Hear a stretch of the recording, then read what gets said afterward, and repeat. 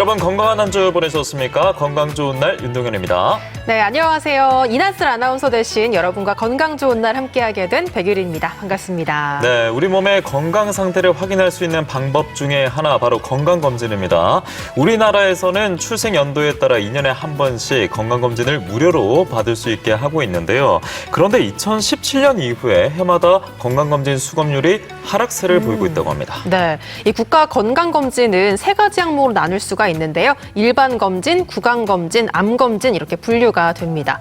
또 2019년부터는 20, 30대도 국가 건강검진 대상이 됐는데요. 또 최근에는 이 마음의 감기라고 하죠. 우울증을 진단해 볼 수 있는 정신건강 검사도 시행하고 있다고 합니다. 네, 말씀해 주신 국가 건강검진 대상자 같은 경우에는 주소지로 우편물이 발송이 되고 또 국민건강보험공단 홈페이지에 들어가시면 대상자인지 아닌지 여부도 확인할 수 있다고 합니다.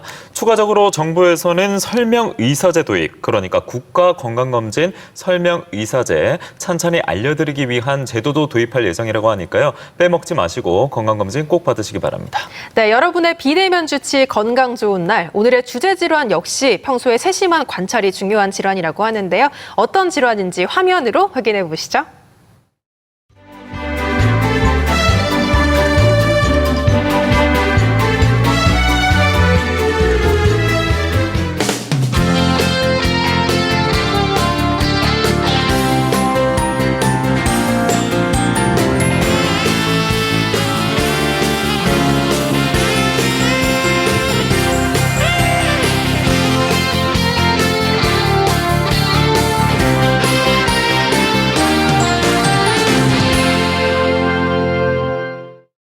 네, 건강 좋은 날 오늘 주제는 만성 피로를 부르는 수면 무호흡증입니다.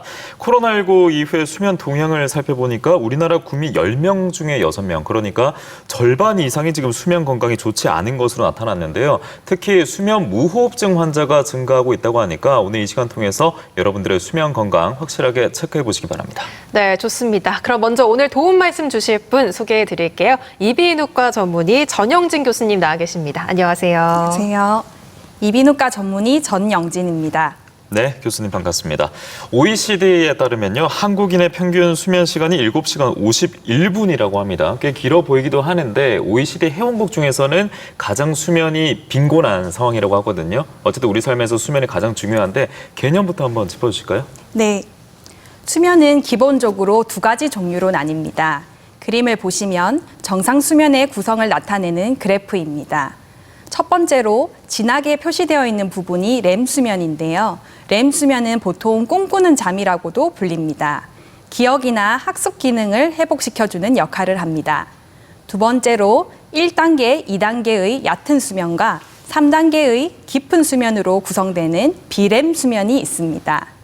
렘 수면은 보통 비렘 수면 뒤에 나타나 수면의 후반부에 집중해 있습니다. 렘 수면은 전체 수면의 4분의 1에 해당되는데 이러한 정상 수면의 구조가 깨져 있는 경우를 수면 장애라고 볼 수 있겠습니다. 그림을 보시면 연령대별로 권장하는 수면 시간이 다음과 같이 다릅니다. 나이가 어릴수록 길고 나이가 들며 짧아집니다. 하지만 적정 수면 시간은 개인차가 큰데요. 어떤 사람은 5시간만 자도 개운하고 어떤 사람은 10시간을 자도 개운하지 않습니다. 이렇게 수면 시간은 개인차가 크기 때문에 비정상, 정상을 양분하기는 어렵습니다. 일반 범주 안에 있으면 정상 수면, 일반 범주를 크게 벗어나면 비정상 수면으로 볼 수 있겠습니다. 네, 오늘 주제가 수면 무호흡증인데 근데 이런 수면 장애에도 여러 종류가 또 다양하게 있더라고요. 이 수면 장애의 특징적인 종류가 있다면 어떤 것들이 있을까요? 네, 수면 장애는 환자가 보이는 증상을 위주로 구분할 수 있습니다. 현재까지 알려진 수면 장애는 80여 가지로 가장 대표적인 수면 장애는 불면증입니다. 불면증은 잠이 들기 어렵거나 잠에 들어도 자꾸 깨거나 새벽에 일찍 일어나는 경우를 모두 불면증이라고 볼 수 있겠습니다. 불면증이 있으면 불면증의 원인을 파악하는 것이 중요한데요. 가장 흔한 요인은 잘못된 수면 습관입니다. 그림을 보시면 6시간 이상 충분히 자도 낮에 졸음이 확 몰려오는 기면증, 자려고 누웠을 때 다리가 근질근질하고 벌레가 기어가는 느낌이 나서 잠을 잘 못 드는 하지불안 증후군, 코골이, 수면무호흡증, 기타 수면장애가 불면증의 원인이 되기도 합니다. 따라서 수면장애가 의심이 된다면 구체적인 검사를 통해 원인 파악이 중요하겠습니다. 네, 이런 상황 속에서 이제 국내 불면증 환자 60만 시대라고 합니다. 그러면서 베개나 이불 선택에도 신경을 많이 기하시는데 우리 몸이 수면이 부족하면 어떤 신호를 보낼 거잖아요. 어떤 신호를 보내요? 네, 수면 결핍의 가장 중요한 증상은 주간졸음입니다. 낮에 주체하기 힘들 정도로 졸리거나 졸음이 확 몰려오거나 순간 멍해지는 것입니다. 이러한 증상으로 일의 능률이 떨어지고 우울, 불안, 정서적 문제까지 생기는 경우가 있습니다. 면역력 기능이 저하되어 기존에 가지고 있는 신체 질환이 더 악화되거나 합병증이 발생하는 경우가 있습니다. 네, 그렇다면 오늘 주제인 수면 무호흡증 이제 본격적으로 한번 알아볼 텐데 이 수면 무호흡증의 정확한 개념이 어떤 건지 증상과 함께 좀 설명을 부탁드릴게요. 네, 코골이는 코나 입으로 들어간 공기가 좁아진 상기도를 지나면서 영국외나 목젖이 떨리면서 발생하는 호흡 잡음을 말합니다. 수면 무호흡은 뒤쪽 상계도가 막히면서 말 그대로 주무시는 동안 숨이 멈춘 증상을 말합니다. 이러한 호흡 단절이 10초 이상 지속이 되면 저희가 무호흡 1회로 정의를 할 수 있는데요. 이러한 무호흡이 시간당 5번 이상 발견이 되면 수면 무호흡증으로 진단할 수 있습니다. 야, 근데 한 자료 보니까요. 수면 무호흡 환자 같은 경우에 밤에 자는 동안 최대 400회까지 호흡을 멈춘다고 하는데 굉장히 좀 섬찟한 얘기거든요. 이런 상황을 만드는 원인이 있을 거 아닙니까? 어디서 찾아볼 수 있을까요? 네, 수면 무호흡증의 원인은 발생 기전에 따라 크게 두 가지로 나뉠 수 있는데요. 중추성 수면 무호흡증, 폐쇄성 수면 무호흡증, 그리고 두 가지가 혼재되어 나타나는 혼합형으로도 나타나기도 합니다. 예. 가장 기본적인 유형은 폐쇄성 수면 무호흡증입니다. 폐쇄성 수면 무호흡증의 주된 원인은 비만입니다. 비만한 환자 중에 수면 무호흡증의 빈도가 3배 이상 증가한다고 밝혀져 있습니다. 또한 혀나 편도의 비대로 인해 상기도가 좁아지거나 무턱이거나 턱이 뒤로 비정상적으로 밀려 있는 경우, 목이 짧아진 경우, 이런 경우에 쉽게 발생을 할 수 있습니다. 극단적인 예로 양악 수술을 하고 새롭게 수면 무호흡증이 발생하는 경우도 있습니다. 한편 갑상선 기능 저하증이나 내분비 질환이 연관되어 있기도 하고 코 질환이 연관되어 있기도 합니다. 네, 굉장히 다양한 원인들이 있다 이렇게 볼 수가 있겠네요. 저는 평소에 얌전하게 잘 자는 편인데 이상하게 좀 피곤한 날은 엄청 코를 많이 곤다고 이제 하더라고요. 이렇게 코골이나 수면 무호흡증이 또 수면과 어떤 연관이 있는지도 궁금하네요. 네, 피곤한 날은 상기도 공간을 열어주는 기도 확장근이 이완되면서 없던 코골이도 생기고 있던 코골이도 심해집니다. 단순 코골이만 있는 환자도 있지만 빈번한 코골이가 있는 환자 중 40%에서 많게는 70%에서 수면 무호흡증이 발견됩니다. 수면 무호흡증이 발생을 하면 뇌가 자다 깨다를 반복하게 되는데요. 네. 이러면 수면의 질이 현저히 떨어지게 됩니다. 어허. 그 이유는 꿈꾸는 잠인 렘 수면과 깊은 잠인 3단계의 비렘 수면이 감소하기 때문입니다. 낮에 졸리고 피곤한 증상도 밤에 수면 중에 충분히 뇌가 쉬지 못했기 때문에 발생합니다. 네, 그래서 이런 수면 무호흡증을 제대로 파악하기 위해서는 밤낮 증상을 구분지어서 차이를 두고 봐야 된다고 하더라고요. 말씀 부탁드리겠습니다. 네, 네. 수면 무호흡의 증상은 야간과 주간에 나누어서 설명을 하는데요. 그 이유는 굉장히 다르기 때문입니다. 그림을 보시면 수면 중에는 빈번한 코골이가 있거나 무호흡이 목격됩니다. 예. 또한 본인 스스로도 헐떡이거나 질식감을 느끼는 경우가 있는데요. 이렇게 잠이 반복적으로 깨는 경우도 해당되겠습니다. 두 번째로 주간 증상은 낮에 갑자기 졸음이 몰려오거나 피곤하고 자고 일어나도 개운하지 않은 증상입니다. 심한 경우에는 인지장애나 기억장애로 나타나기도 합니다. 네. 근데 이 코골이나 수면 무호흡증은 사실 우리가 자는 동안에 일어나기 때문에 내가 스스로 확인은 해볼 수가 없잖아요. 그렇기 때문에 미리미리 좀 점검을 하는 게 중요할 텐데 이런 수면 무호흡증의 자가 진단법이 따로 있을까요? 네. 수면 무호흡증의 자가 진단법에 대해 설명드리겠습니다. 총 4가지 질문이 있습니다. 첫 번째는 코를 고는지, 두 번째는 낮에 피곤하고 졸리시는지, 세 번째는 무호흡이 목격이 되는지, 네 번째는 고열이 있는지입니다.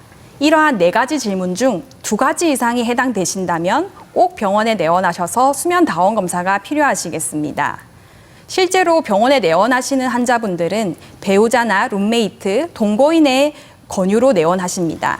하지만 요즘은 1인 가구가 증가하는 추세입니다. 이런 경우에는 스마트 기기를 이용한 녹음이나 동영상 촬영이 도움이 되시겠습니다. 네, 자가진단법으로 미리미리 체크해 보시는 것도 도움이 되겠습니다.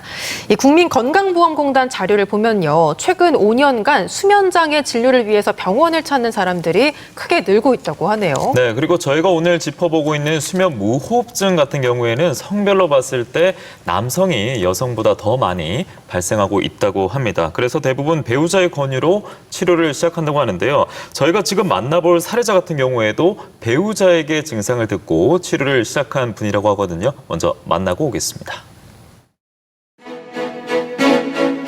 그저 누구나 겪는 만성 피로라고 피했지만 그 사이 가족의 피로감은 점점 커져갔습니다.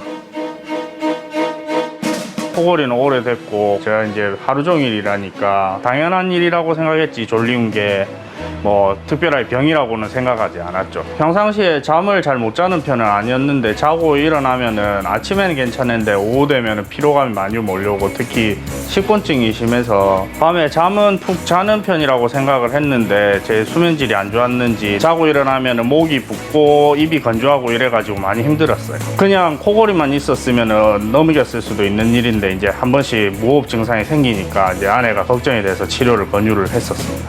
컥 하면서 조용하다가 다시 코를 골거든요. 근데 그 컥 하는 순간에 걱정이 돼가지고 코 밑에 손도 대보고 이제 심장이 뛰고 있는지 이제 귀도 대보고 했었는데 한 번씩 그렇게 하니까 저는 이제 자다가 깜짝깜짝 놀래죠.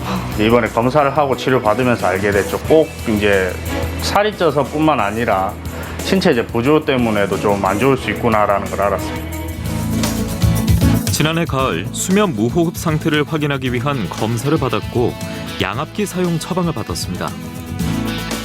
안녕하세요. 잘 지내셨어요? 잘 지냈습니다. 네, 양압기 쓰시면서 불편한 점 없으셨고요? 불편한 네, 3개월 동안 쓰신 레포트가 나왔는데요. 하루 평균 사용 시간이 6시간 33분이시고 거의 매일 잘 사용하셨고요. 압력도 평균 12에서 13 정도로 일정하게 잘 유지가 되고 있고 처음 오셨을 때 낮에 가만히 있으면 나도 모르게 쏟아지는 졸음을 증상으로 내원하셨습니다. 간단한 수면 설문지를 통해 주간 졸음의 정도를 평가하고 있습니다.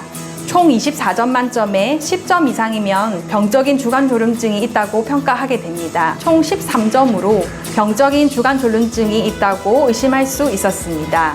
다른 기저질환은 없으셨지만 체질량 지수 BMI가 36으로 고도 비만인 상태셨습니다. 깊은 수면인 3단계 수면까지는 도달하지 못하는 것을 확인할 수 있었습니다. 굉장히 불안한 산소 포화도를 보였고 심한 경우에는 60%까지 감소하는 것을 확인할 수 있었습니다. 수면 무호흡 저호흡 지수가 시간당 98.7회로 중증의 폐쇄성 수면 무호흡증으로 진단되셨습니다. 폐쇄성 수면 무호흡증은 코나 입으로 들어간 공기가 폐로 잘 전달되어야 되는데 상기도가 막혀서 발생하는 질환입니다.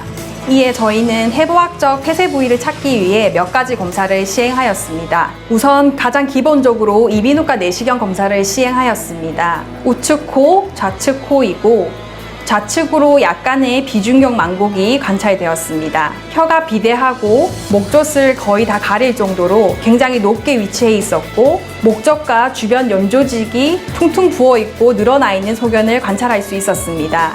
이는 전형적인 폐쇄성 수면 무호흡 환자의 구강검진 소견이라고 볼 수 있겠습니다.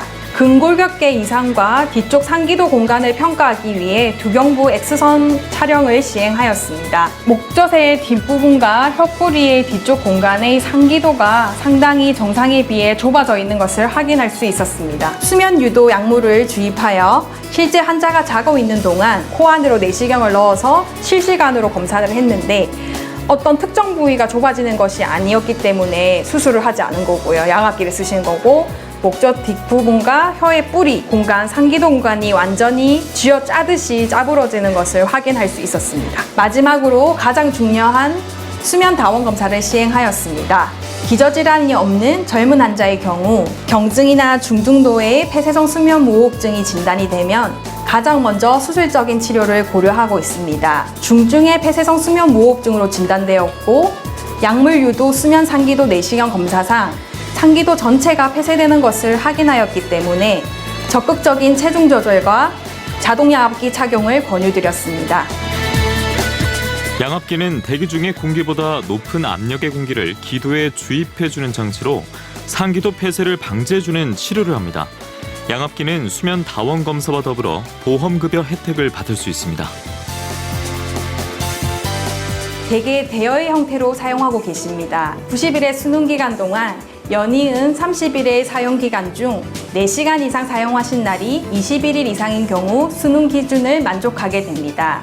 그 이후에는 하루의 평균 사용 시간이 2시간 이상이 되시면 3개월마다 재처방을 통해 보험 혜택을 꾸준히 받으실 수 있습니다. 수면의 효율은 양호한 편이었습니다. 3개월 동안 평균 사용 시간이 6시간 33분으로 수면 무호흡이 시간당 1.5회로 정상 수준으로 완전히 회복된 것을 확인할 수 있습니다. 거의 매일 밤 수면 무호흡 저호흡 수치가 정상 수준으로 회복된 것을 확인하실 수 있습니다. 양압기를 사용하시는 환자분들이 가장 많이 하는 질문이 이 기계를 도대체 언제까지 써야 되는지입니다. 정답은 평생 사용하셔야 됩니다. 실제 미국 유명 수면 연구팀에서 18년간 수면 무호흡 환자들을 추적 관찰하였습니다. 수면 무호흡 저호흡 지수가 30 이상인 중증의 수면 무호흡증 환자는 정상군에 비해 3배 이상 생존율이 감소하였고 실제로 18년 후에는 생존율이 60%도 되지 않는 충격적인 결과를 보고한 바 있습니다.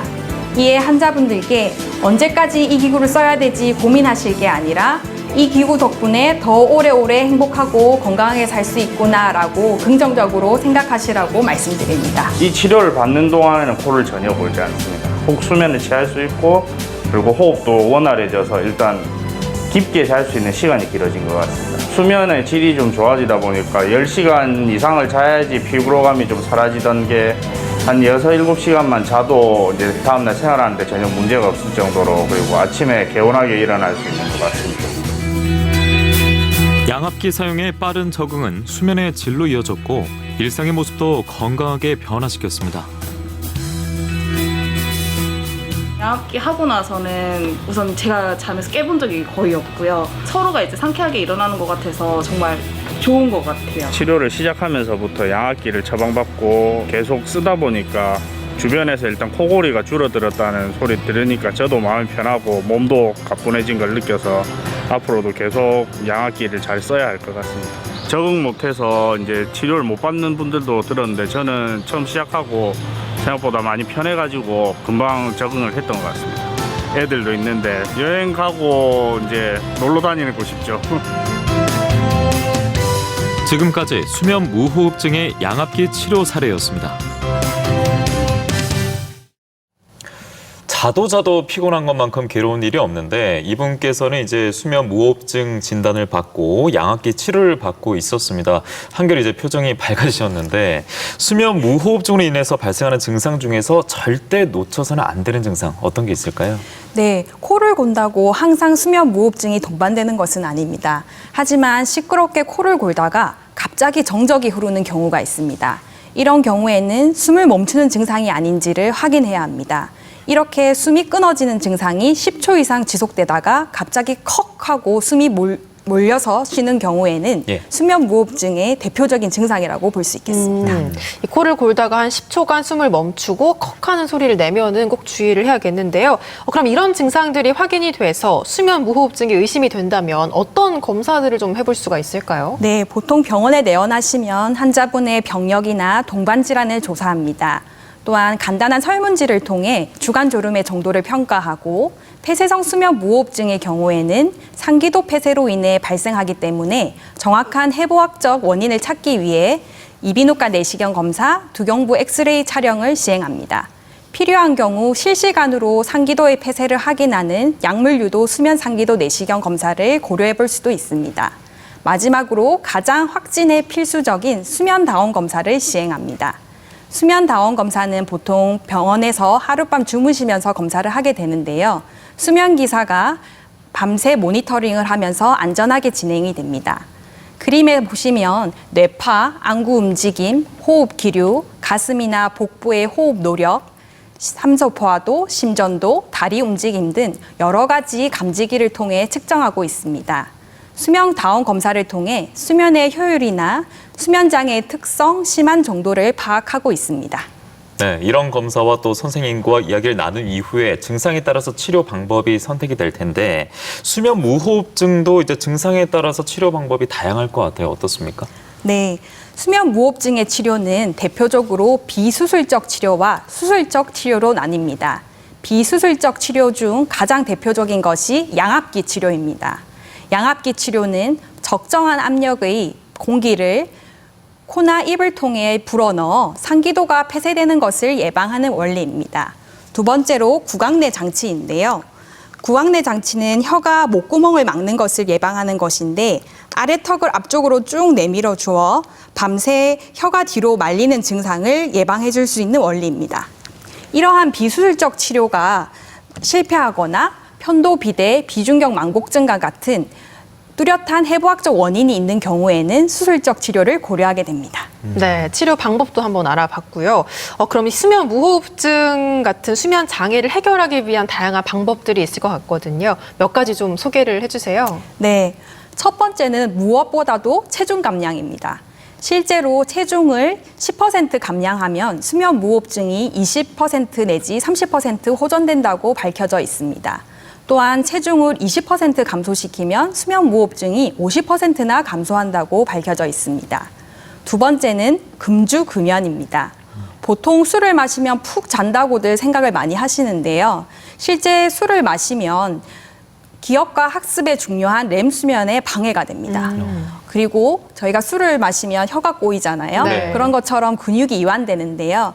상기도 공간을 넓혀주는 기도 확장근도 이완되게 됩니다.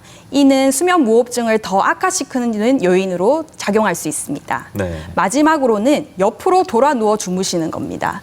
똑바로 누웠을 때보다 옆으로 돌아 누웠을 때 중력의 영향을 좀 더 배제할 수 있기 때문에 상기도 폐쇄가 되는 것을 막아줄 수 있습니다. 네, 확실히 잘못 알고 있었네요. 저는 옆으로 돌아 누워 자기도 하는데 술도 한 잔 먹고 잤었거든요. 예, 제일 안 좋은 조건이었는데 네, 저희가 이렇게 이야기 나누고 있는 게 그만큼 숙면이 중요하기 때문입니다. 그런데 성인뿐만 아니라 아이들도 역시 수면 중요하잖아요. 어렸을 때 잘 자야 키도 큰다고 하고. 근데 수면 무호흡증은 아이들도 상관이 있습니까? 네, 소아에서도 발생합니다. 어. 네, 정상 소아에서 10%가량 코골이를 경험한다고 알려져 있습니다. 또한 수면 무호흡증은 정상 소아의 1 내지 3%에서 발생을 한다고 알려져 있는데요. 소아에서의 수면 무호흡증은 가장 흔한 원인이 편도 비대와 아데노이드 비대입니다. 비만한 소아에서도 코골이나 수면 무호흡증이 나타나기도 하지만 성장 장애로 이어져 저체중으로 나타나기도 합니다. 흔히 아는 ADHD, 집중력 저하, 과잉 행동 장애로 나타나기도 합니다. 하지만 소아 수면 무호흡증은 편도와 아데노이드 절제 수술만으로도 완벽히 해결되는 경우가 대부분입니다. 따라서 매일 밤 우리 아이가 코를 곤다면 이비인후과 전문의의 정확한 평가가 필요하겠습니다. 네, 또 듣기로는 임산부한테 이 수면 무호흡증이 있는 경우에는 일반 환자보다 더 위험하다 이런 말도 있더라고요. 진짜인가요? 네, 최근 한 연구에 따르면 수면 무호흡증과 불면증이 동시에 동반된 산모에서 미수가 출생 확률이 50% 이상 증가한다고 보고된 바 있습니다. 네. 따라서 단순히 임산부라서 수면의 질이 떨어진다 생각하시기보다 실제 수면 장애의 증상이 있는지 면밀히 관찰하는 것이 꼭 필요하시겠습니다. 또한 수면 무호흡증이 있는 임산부의 경우 더 적극적인 치료가 필요하다고 볼 수 있겠습니다. 그렇겠네요. 참 이 수면 무호흡증으로 다양한 분들이 이제 고생을 하실 텐데 그렇게 되면 이제 극심한 피로감 때문에 낮잠을 자게 되거나 아니면 낮잠을 꼭 자야 하는 경우가 있지 않습니까? 그래서 이 낮잠을 자게 되면은 숙면에 어떤 영향을 또 미치게 되는지도 궁금하거든요. 네. 실제로 자발적인 낮잠은 심혈관계 합병증을 줄인다고 보고되어 있습니다. 네네. 하지만 40분 이상 주무시면 밤잠에 영향을 주게 되고 전날 못 잔 줌을 보충하기 위해서 오랫동안 낮잠을 자게 되면 멜라토닌 분비에 영향을 주기 때문에 수면 장애가 더 악화될 수 있습니다. 따라서 제가 여러 연구 결과를 종합해 보면 10분에서 15분 정도의 잠깐의 낮잠이 적합하다고 볼 수 있겠습니다. 네, 그렇군요. 저는 뭐 한두 시간 이렇게 자야 좀 개운하던데 이제 낮잠의 양을 좀 줄여봐야겠습니다. 근데 이 수면 무호흡증을 비롯한 이런 수면 장애들을 제때 치료하지 않는다면 2차적인 문제가 발생하지 않을까 싶은데 어떤가요? 네, 실제로 제때 치료하지 않고 방치한다면 아주 큰 문제들이 생길 수 있습니다. 그림을 보시면 만병의 근원이라고 볼 수 있는 고혈압의 위험이 9.7배나 증가한다고 알려져 있습니다. 이러한 경우에는 수면 무호흡증 치료가 동반되지 않으면 고혈압 약만으로는 혈압 조절이 힘들다고 합니다. 또한 심부전, 관상동맥질환, 뇌졸중 등 무서운 합병증이 2배 정도 증가하고 졸음운전으로 인한 교통사고가 많게는 10배 이상 증가한다고 알려져 있습니다. 이는 사회경제적 문제도 일으킨다고 볼 수 있는데요. 요즘 관심이 많으신 특히 남성 환자의 경우 탈모 가족력이 있는 수면 무호흡증 환자에서 탈모 위험이 7배나 증가한다고 밝혀져 있습니다. 네, 어떤 질환이든 마찬가지겠지만 이 수면 무호흡증 같은 수면 장애도 제때 조기에 치료하는 게 중요하겠습니다. 보통 밤 11시부터 새벽 2시까지가 멜라토닌 분비가 활성화되기 때문에 이 건강의 골든타임이라고 불린다고 하네요. 네, 우리가 자고 있는 동안에 우리 몸이 가만히 있지 않습니다. 소화활동, 대사활동 통해서 영양도 보내주고 뇌에 쌓인 노폐물을 배출하는 역할도 한다고 하는데 그래서 숙면이 중요하겠죠. 여러분께서는 지금 수면 무호흡증을 주제로 건강 좋은 날 함께하고 있습니다.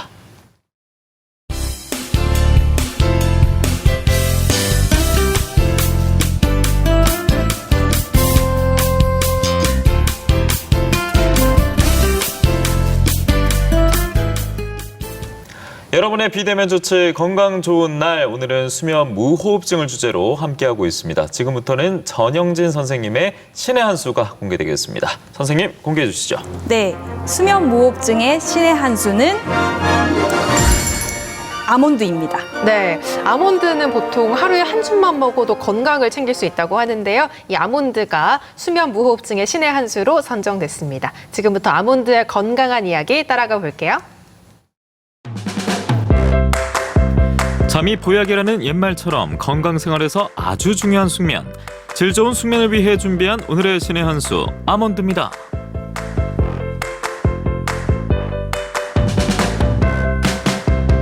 이런 견과류는 공기 중에 나와 있으면 산패가 되기 때문에 진공 포장이 잘 되었는지를 확인을 해야 되겠지요. 그리고 냄새를 맡았을 때 산패한 그런 냄새가 나지 않는 고소한 냄새가 나면 좋겠고요. 이렇게 색깔이 밝은 갈색이 나야 좋겠죠. 사시면 바로 잘 밀봉해서 금방 쓰실 거는 냉장고에, 그리고 좀 오래 두고 쓰실 거는 냉동 보관하시면 오래도록 두고 드실 수 있겠지요. 나무에서 자라는 견과류 중 식이섬유량이 가장 많은 아몬드. 아몬드 한 줌은 식이섬유 하루 권장량의 약 16%로 공복감은 해소되고 포만감은 높여준다고 합니다. 수면 무호흡증을 돋는 신의 한 수 아몬드. 지금부터 건강 가득 담아 나가 보겠습니다.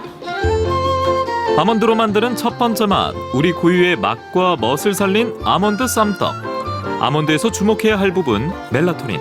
이 멜라토닌이 풍부할수록 불면증, 스트레스 해소에 도움을 준다는 것 알고 계시죠? 생아몬드는 약간 비릿한 맛이 있기 때문에 볶아서 넣어야 고소하겠죠. 절편 반죽을 밀어서 아몬드랑 팥소를 넣고 그리고 예쁘게 모양을 잡아서 떡을 만들 거예요. 곡물 중 비타민 B1을 가장 많이 함유한 팥. 팥의 비타민 B1은 체내 피로 물질 억제에 수면 장애에 효과적이라고 하니까 아몬드와는 운명적인 만남. 보기 좋은 떡이 맛도 좋다? 이 백년초가루, 이거는 치즈, 녹차가루. 형형색색 제대로 각을 잡았다면 지금부턴 손끝 예술 들어갑니다. 지금 얘가 보자기처럼 이렇게 쌌잖아요, 그죠? 그래서 보자기처럼 싸는 떡이라고 해서 쌈떡. 이름이 쌈떡이에요. 달콤한 팥곰을 넣고 돌돌돌 돌려준 후에 꽃다운 떡살로 누르면 이거는 꽃쌈병. 꽃을 붙여서 꽃쌈병이라 하거든요. 생각이 많거나 머릿속이 복잡해 잠 못 드는 분들 NMDA 수용체의 과활성화가 이유가 될 수 있다고 하는데요. 아몬드의 마그네슘이 이 문제를 해결해주고 신경 이완과 숙면을 도와준다고 합니다.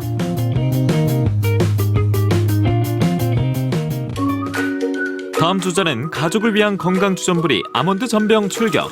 아미노산의 일종인 트립토판이 함유된 음식은 뇌를 진정시켜주고 깊은 수면 상태를 유도해준다고 하니 아몬드가 제격.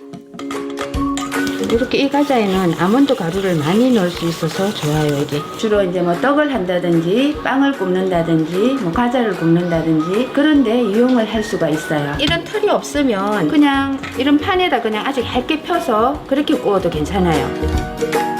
근육의 피로를 풀어주고 수면 유도를 돕는 아몬드 팍팍 올린 후 적정 온도에서 15분 정도 구워주기만 하면 보기만 해도 바삭함이 솟는 아몬드 전병. 아몬드 반죽에다 이런 토핑들을 다르게 해서 하셔도 괜찮아요. 대표적인 항산화 성분인 플라보노이드와 각종 비타민이 풍부한 아몬드. 혈관 건강은 물론 노화 예방까지 기대할 수 있어요. 그 다음에는 통 아몬드를 가지고 반찬으로 할 수 있는 거를 알려드릴게요. 아몬드는 껍질째 먹는 게 그 영양을 온전히 흡수한다는 연구가 있는데요.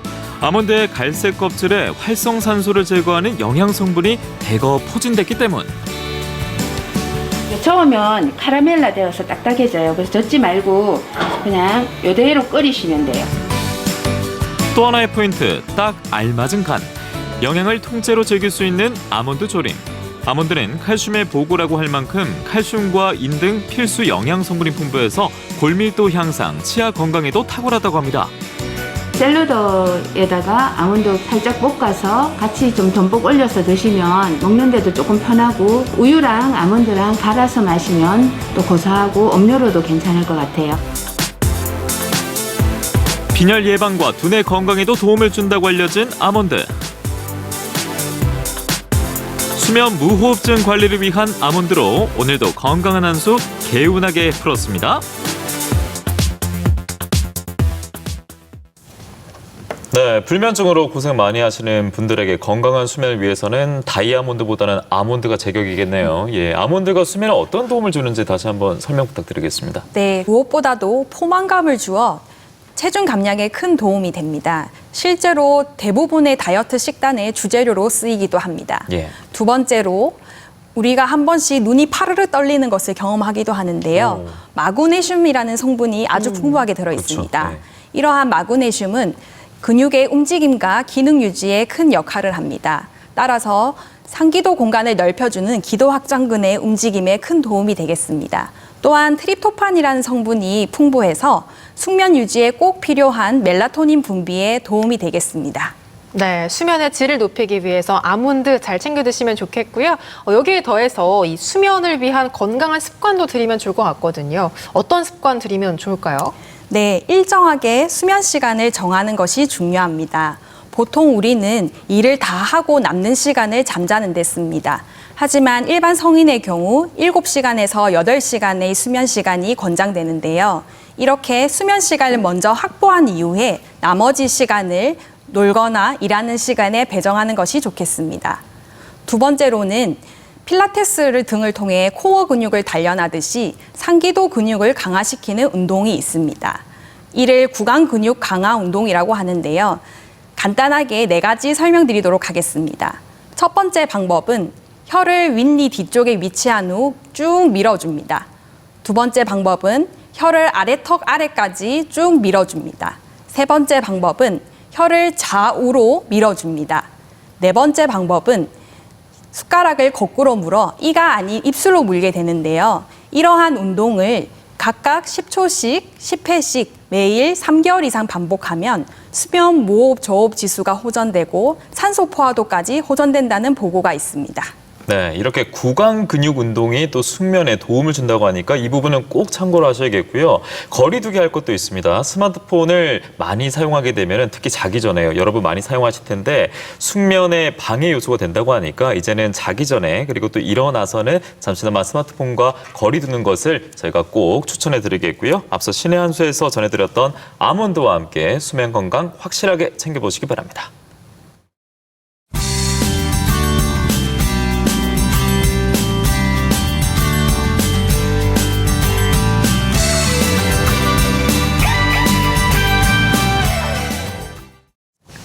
네, 지금부터는 여러분의 궁금증을 속 시원하게 해결해드리는 건강 온에어 시간입니다. 저희가 방송 전에 미리 받아본 사소한 질문 하나하나 해결해드릴게요. 네, 자, 첫 번째 질문 제가 대신 드리겠습니다. 저는 30대 중반의 남성입니다. 운동을 하기 위해서 올 봄부터 밤 9시에 자고 새벽 5시에 일어나고 있습니다.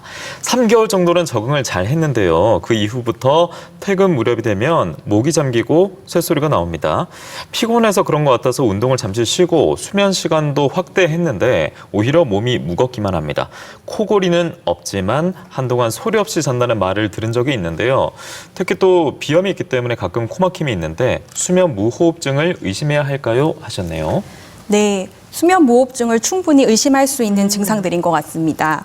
오히려 수면 시간을 늘렸는데도 몸이 피곤한 증상은 수면 장애가 의심이 되고 소리 없이 잔다는 말이 혹시 숨을 멈추는 증상이 아닌지 감별해야 될 것 같습니다.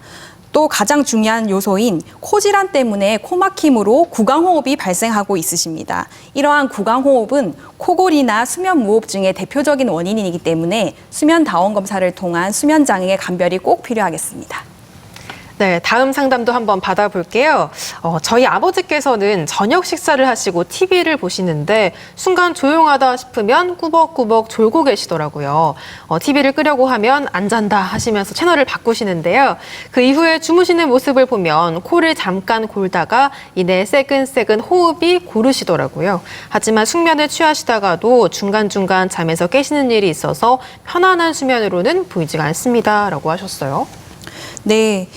실제로 불면증은 잘못된 수면 습관에서 비롯되는 경우가 대부분인데요. 예. 이렇게 스마트폰처럼 TV를 보시다가 주무시면 안 됩니다.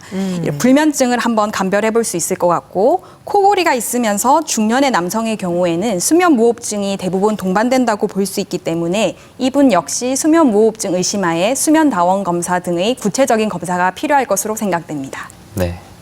집에 있는 우리 아버지들은 다 참고하셔야겠습니다. 다음입니다. 저는 편의점에서 야간 근무를 하고 있는 대학생입니다. 몇 달 전부터 아침에 교대 이후에 자려고 누우면 쉽게 잠이 안 오더라고요. 2시간 이상 잠들기 위한 씨름을 하다가 겨우 잠에 들면 문제는 방문 너머까지 들릴 만큼 심한 코골이를 제가 한다는 겁니다.